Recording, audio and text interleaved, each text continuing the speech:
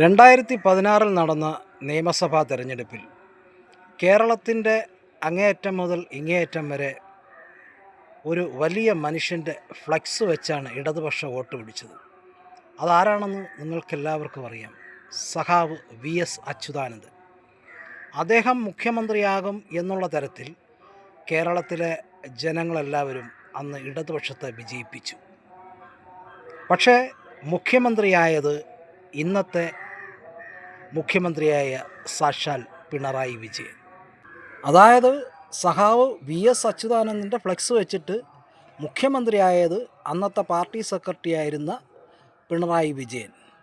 അതിനുശേഷം അദ്ദേഹത്തിന് ഭരിക്കാനുള്ള സമയം കിട്ടിയില്ല. കാരണം പിന്നെ കടുത്ത വേനലായി, ഓഖിയായി, നിപ്പയായി, പ്രളയമായി. പ്രളയം സ്വയം സൃഷ്ടിച്ചതാണെന്നൊക്കെ പറയുന്നു. പിന്നെ അത് കഴിഞ്ഞ് കോവിഡുമായി. അപ്പോൾ അതിൻ്റെ ഒരു രക്ഷകൻ അല്ലെങ്കിൽ ജനങ്ങളുടെ ഇടയിൽ അതെല്ലാം തരണം ചെയ്ത് അതിനെല്ലാം പരിഹാരം കണ്ടെത്തിയ ഒരു വ്യക്തി എന്നുള്ള നിലയിൽ ജനങ്ങളിൽ അദ്ദേഹം ഒരു സ്വീകാര്യനായി. എന്നും വന്നിരുന്ന് TV-യിൽ വന്ന് കണക്കുകളും കാര്യങ്ങളുമൊക്കെ പറഞ്ഞ് അദ്ദേഹം ജനമനസ്സുകളിലേക്ക്, വീടുകളിലേക്ക്, കുടുംബ സദസ്സുകളിലേക്ക് അദ്ദേഹം എത്തപ്പെട്ടു. അത് കഴിഞ്ഞിട്ട് ഇലക്ഷൻ ടൈമായി. ആ സമയത്ത് അദ്ദേഹം ഒരു കിറ്റൊക്കെ കൊടുത്ത് എല്ലാവരും സമാധാനപ്പെടുത്തി. ജനങ്ങളെല്ലാവരും അദ്ദേഹത്തോടൊപ്പം നിന്നു. സാധാരണ കേരളത്തിൻ്റെ ഒരു ട്രെൻഡ് എന്ന് പറയുമ്പോൾ ഒരു പ്രാവശ്യം ഇടതുപക്ഷം, അടുത്ത് അതായത് LDF UDF. ഈ പ്രാവശ്യം LDF ആണെങ്കിൽ അടുത്ത പ്രാവശ്യം UDF. പക്ഷേ ആ ഒരു പ്രാവശ്യം ഇത്തരം ചില പ്രശ്നങ്ങൾ കൊണ്ട് ജനങ്ങളെല്ലാവരും ഇദ്ദേഹം തന്നെയാണ് വലുത്, ഇദ്ദേഹം ജനങ്ങളോടൊപ്പം നിന്ന മനുഷ്യനാണ് എന്ന് പറഞ്ഞ് അദ്ദേഹത്തെ വിജയിപ്പിച്ചു.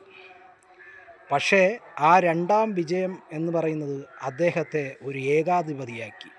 പിന്നീടുള്ള യാത്രകളെല്ലാം നിങ്ങൾ കണ്ടതാണ്. ഇപ്പോൾ ഈ 2026 തെരഞ്ഞെടുപ്പിൽ അന്ന് VS അച്യുതാനന്ദൻ്റെ പടം വെച്ചാണ് വോട്ട് പിടിച്ചിരുന്നതെങ്കിൽ ഇന്ന് കേരളത്തിലുടനീളം വെച്ചത് പിണറായി വിജയൻ്റെ പോസ്റ്റാണ്. അതായത് ഫ്ലക്സ് 6000 8000-ലധികം ഫ്ലക്സുകൾ വെച്ചതായിട്ടാണ് വാർത്തകളിലൂടെ അറിയാൻ പറ്റുന്നത്. അപ്പോൾ ഇദ്ദേഹത്തിൻ്റെ ഫ്ലക്സാണ് പാറശാല മുതൽ അങ്ങ് കാസർഗോഡ് വരെയുള്ള സ്ഥലങ്ങളിൽ, എല്ലാ മണ്ഡലങ്ങളിലും നിറച്ചു വച്ചിരിക്കുന്നത്. അപ്പോൾ അത് കണ്ട് ജനങ്ങൾ എങ്ങനെ വിലയിരുത്തുമെന്ന് നമുക്ക് മെയ് 4 വരെ കാത്തിരിക്കാം.